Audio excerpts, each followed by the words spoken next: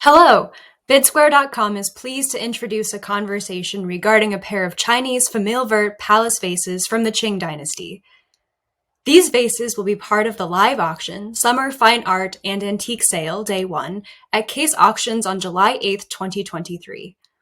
I'm John Case, president of Case Auctions here in Knoxville, Tennessee, and I'm an appraiser with the Appraisers Association of America. And I would say that I'm more a generalist. My field of specialty is actually Southern decorative arts, specifically Tennessee earthenware. So I'm a bit out of my area of expertise on these vases. However, I'm smitten with them. And while they're not something that is originally from the area I'm from, I could certainly appreciate the quality of them. Okay. Hi, I'm Anthony Wu, and I am a certified Chinese art appraiser, consultant, and researcher based out of Toronto, Canada. I've been in this field for about 18 years now, and I travel around the world helping auction houses, helping museums, helping private clients out with their Asian artworks, and I particularly focus on Chinese objects, including porcelain, jade carvings, and scholar arts. I've also been writing blogs for Bidsquare for the past 5 or 6 years. Usually I highlight objects that are up for auction at various auction partners with Bidsquare. Excellent. And I guess someone needs to introduce what brings us together here today. John, do you mind introducing the object behind you and giving us an introduction? So I'm excited to be able to share a pair of Palace Vases that came from a local consignor that I've actually nagging the consignor about considering selling for probably more than a decade. And they are a pair of famille-verte vases from the 19th century. And the history on them was interesting. They were bought about 14 years ago at a local antique mall, and they came from the Oak Ridge, Tennessee area, which is where the National Lab is. And I know that we have a lot of folks that travel from the lab, and we often find some very interesting things. And so he acquired these, and the history is that the owner purchased these in the 1930s and 1940s. And that oral history was that they were acquired in the Orient. Now, how accurate that is remains to be seen. And that's where having Anthony speak about these is obviously going to illuminate our understanding about them. I was really excited about the vases initially in terms of how they were executed technically. And I knew they were something extraordinary because the size of the vases and how replete they were with all of this decoration and the level of precision in terms of the enameling being within the lines, so to speak. They're very well executed, and even the color gradation of the enamel being so precisely done.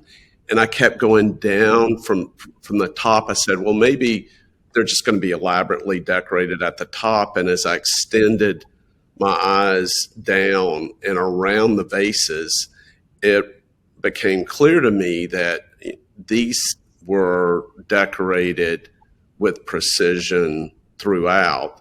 And, I think about Asian plaques that we've had and so forth in the size, and I thought, wow, for surface area and size of the vases, I thought they were quite extraordinary. but I really didn't know more about them than that. Well, it is a reason why we photographed these with probably close to 185 photographs, which seems absurd and ridiculous. But to your point, Anthony, the show kept going on and on. I kept thinking, well, this is not probably as important of a scene as the last one we photographed. And I finally told the photographers, go around the circumference and get all the scenes captured, because there are minor variations between them. And question here, which is wonderful to have your expertise, this oral history of the gentleman buying them in the Orient. I think it sounds like it's more probable that they were acquired in the 30s and 40s in the States. That the idea that vases of this quality still being in, say, China in the 30s and 40s when they were meant for export, it would seem to be that would challenge the oral tradition here, that perhaps this gentleman, acquired them domestically. No, that does make a lot of sense, because these types of, like you said, these types of vases, they probably would have been acquired initially. They would have been exported to North American region or somewhere in Europe. So it's very, very possible that he actually purchased them in the USA. Or the other possibility as well, too, was that these types of vases may have been actually sold to a Western audience in China or Japan or Hong Kong during the 1930s. They may have remained there and just selling them to a lot of the visitors who were living in those like big cities like Hong Kong, like a Shanghai back then. And then that's where a lot of these types of items moved back to North America, because during the times of conflict, everybody got out of the region and brought all their precious items, all their antiques, all their family heirlooms with them. That makes a lot of sense. I love the vases because when I have folks speak to me around, well, how do I understand Asian porcelains more? What should I be looking for? It's a great example to really take them over to these and speak to them about, well, when you're looking at, again, enamel decoration of this quality, is again looking at the colors, and literally I say it's like going back to second grade. How well did they keep within the lines, and how good of a job did they do in the color shade gradation? Say a chrysanthem that basically has these shade gradations from the center that radiate out to the exterior. And the better that is, then you're looking at something where the amount of time that was invested in them is probably also equating to some higher monetary value. And then from that, trying to look at the age of the objects gets back into looking at the surface of the porcelain and looking at the underside edge of the vase and the foot of the vase and so forth. And I realize that may be more difficult, but I'm really excited to have them as something so large that people can really study extensively when they're coming into preview and understand more about Chinese porcelains. Right, and I did do a lot of research, because initially when I first saw these vases, they looked just like a typical Palasine, which as I mentioned before, was really of interest to the Western audience, because they wanted to see what when you think of China during the 19th century, you think of there has to be an emperor, there has to be an empress, there has to be big palaces, there has to be a lot of guards everywhere, just a whole plethora of court attendants and things like that. But upon like looking at this, the more and more I saw this vase while I was doing my research, is that it actually is not quite a Palestine. What you actually see are like scholarly figures, male scholars, female scholars as well, and they're all studying the four noble arts, or the four arts of the scholar, as sometimes that they're referred to, which includes playing the guqin, which is a 7-stringed zither. They're also writing calligraphy. They're also painting. And they're also playing the game of Wei Qi, which is essentially Go. So rather than just a glimpse into the lives of the emperor or empress, this is really interesting because I haven't really seen anything before. You're actually getting a glimpse of what the Chinese life of a scholar, or the Chinese like idea of a scholar is. That's fascinating. I think the other thing that struck me was that they were in the Famille Verte palette versus Famille Rose, which seems to me Famille Rose Palace vases would have been likely more popular for the export market. They certainly seem to be more common when they come into the market. I was really challenged when I was trying to find out more information on the vases and looking at auction comparables. Most of the auction comparables that I would see in this palette would tended to be smaller and of 18th century origin and so forth. Yeah, absolutely correct. Because I've never personally seen, like, I've seen a lot of vases. I've seen a lot of export pieces as well, just through the years, helping other auction houses out, or visiting auctions, or visiting museums too. Like you said, a lot of this type of decoration, they're found on little jars, little dishes, possibly like dinner settings as well, but you never see them on vases of this size that are, I think these are like 37 inches high, so they're quite large. Right. Just going back as well too, yeah, you typically see them in this Famille Rose palette, which was extremely popular from the mid 18th century until the late 19th century. But in this Famille Verte, palette, which has kind of a history since the middle of the Qing Dynasty, where they actually, this type of enameling is actually used more. It was more popular for the export market during the 16th and the 17th century, and catered more to arts of the scholar, or depicted scholarly ideas or stories or things like that. These types of vases like combine, I think, in my opinion, the idea of the popular export vases, which show a glimpse of Chinese life, but also with paying an homage as well, or paying an homage to some of the older styles that depict scholarly ways of life, scholarly like intrigue, scholarly ideals too. Well, that also, what you're sharing with me, is helpful to another mystery. Years ago with this consignor, there was a third vase that was considerably smaller.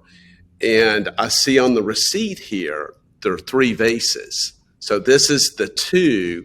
And he allowed us to auction the third one, which was much smaller. What was interesting is it was also in the Famille Verte palette. And so that seemed to be, from this particular collector they were acquired from, I guess, the preference. And so it's just, yeah, I was awestruck. I think my office thought I was like a kid at Christmas, but it was so fun just rotating these around. And when I thought about, again, these plaques of Chinese plaques from the 19th century and how enjoyable they are in, say, a 12 by 10 size. And it's kind of like this idea of how many plaques are on these vases. And, I wondered as well about who was the original Westerner that would have acquired these. Could it have been an American diplomat? Could it have been an American scientist? Or they could have came from Europe as well. So that, I guess, is a mystery that will be solved on another day.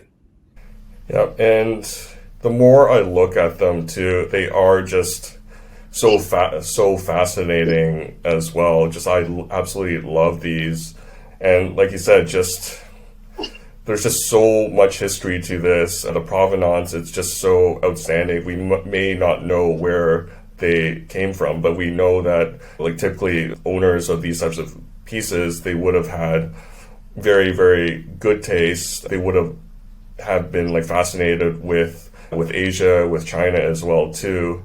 And it's just really, really cool how, they probably, like you said, they were able to acquire these initially, the initial owners, like maybe about just over 100 years ago. Mm-hmm. Well, and when I hear your fascination with them, and then with someone who's not as versed in Chinese ceramics that's also smitten with them, I go back to a question I have when I'm fascinated with certain objects. Why were there not more of them? Why are there not more of them surviving? And, I think, as we spoke earlier about, that the Western market probably preferred the Famille Rose palette, but wow, they were missing out. That maybe also, as these come to the market, it actually gets people to re-examine that which they have, and perhaps more of these forms can surface, which will also educate us more in the process. Yeah, absolutely. Completely agree with that.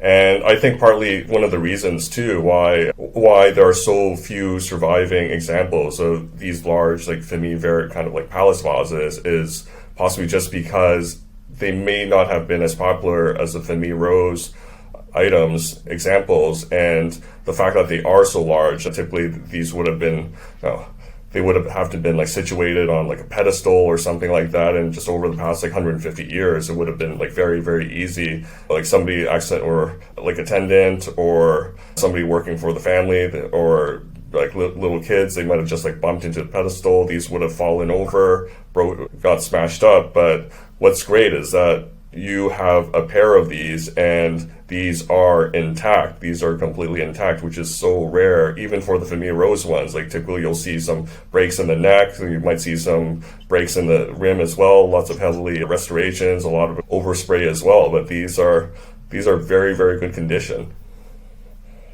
Well, and also adding to some of the information you shared about they were intended for the export market, it seems then logical that when I was first examining these, I kept looking for Chinese markings, either kind of like a poem vase or something where you would see the symbols. And it makes sense now. What you're saying is that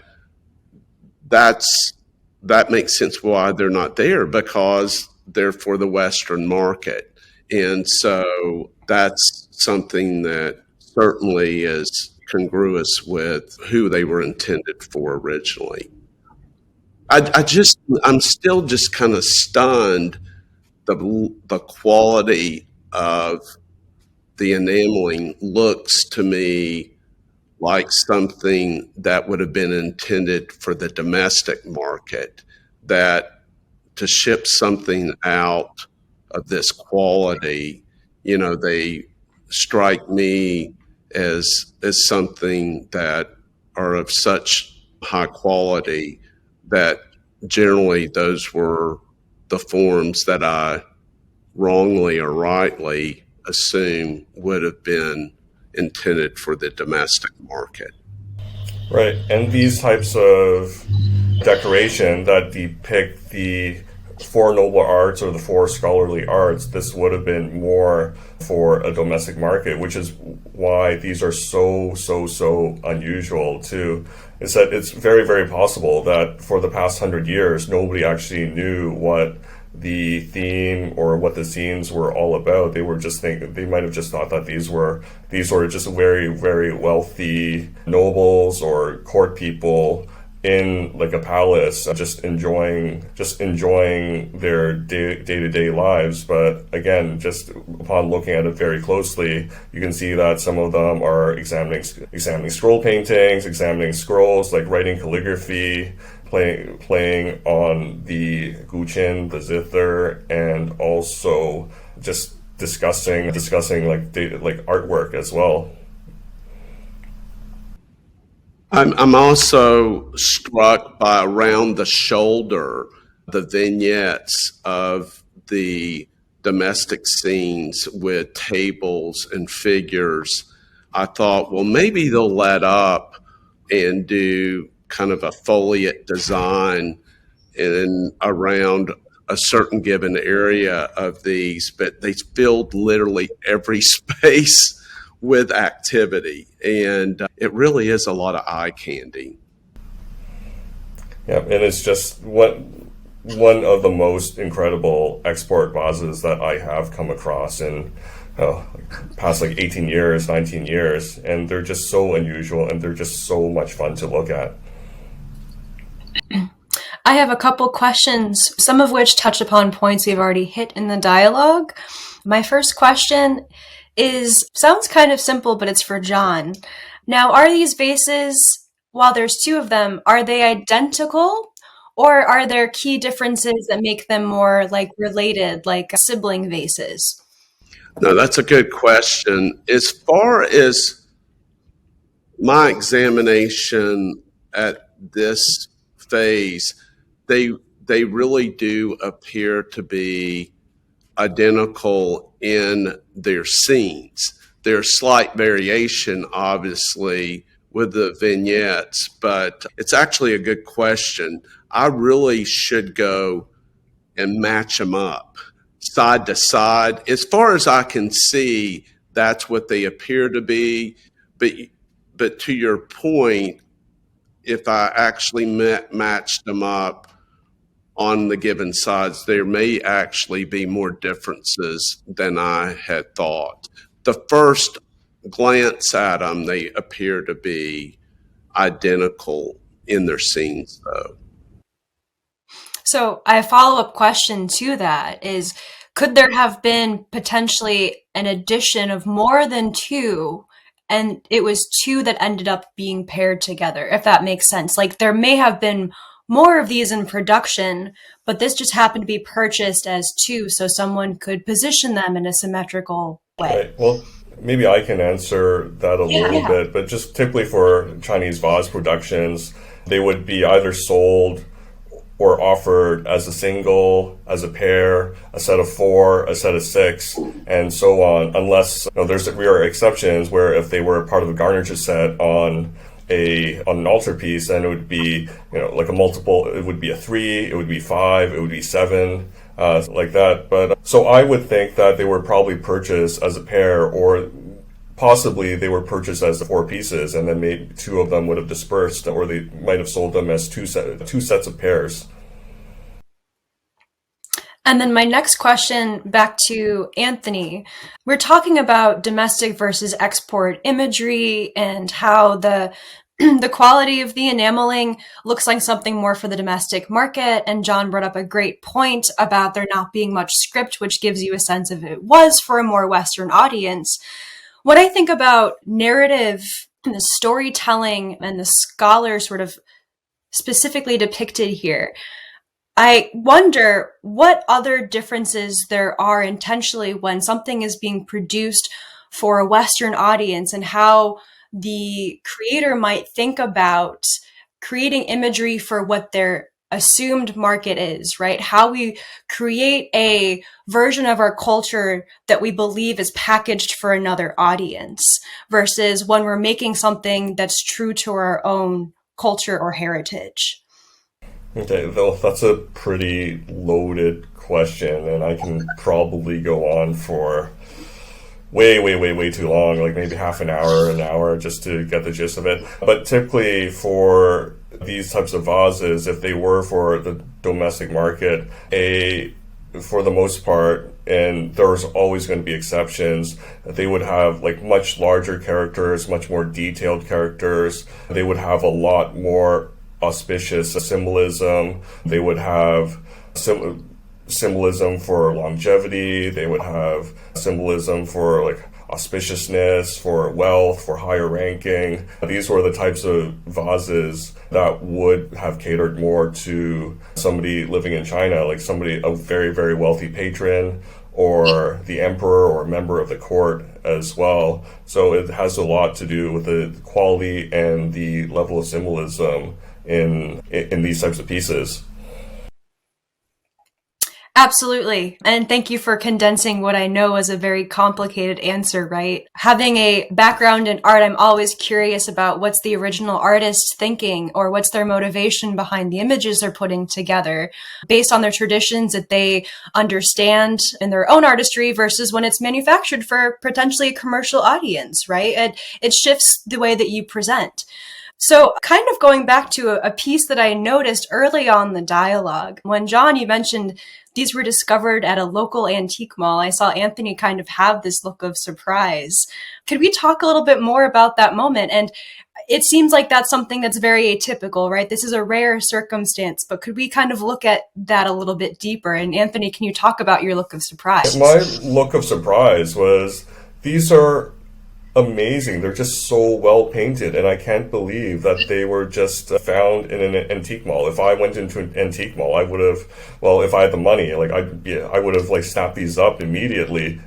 I really don't have the space for these two in my apartment, but yeah, they're pretty nice pieces to have, and just to be in the store or in the gallery for so long, then that's quite surprising. I would add to that, I was stunned. I actually, even if I'd had a history that they were bought in an antique mall, I would have had a hard time believing it if I had not had the receipt. And I've never seen anything like this in any antique mall. I think that the consignor obviously was wise and obviously excited to come across something like this. And, I often speak with both consigners and our buyers that there's certain venues where objects of certain quality should be, and objects of this level of quality and beauty, that is kind of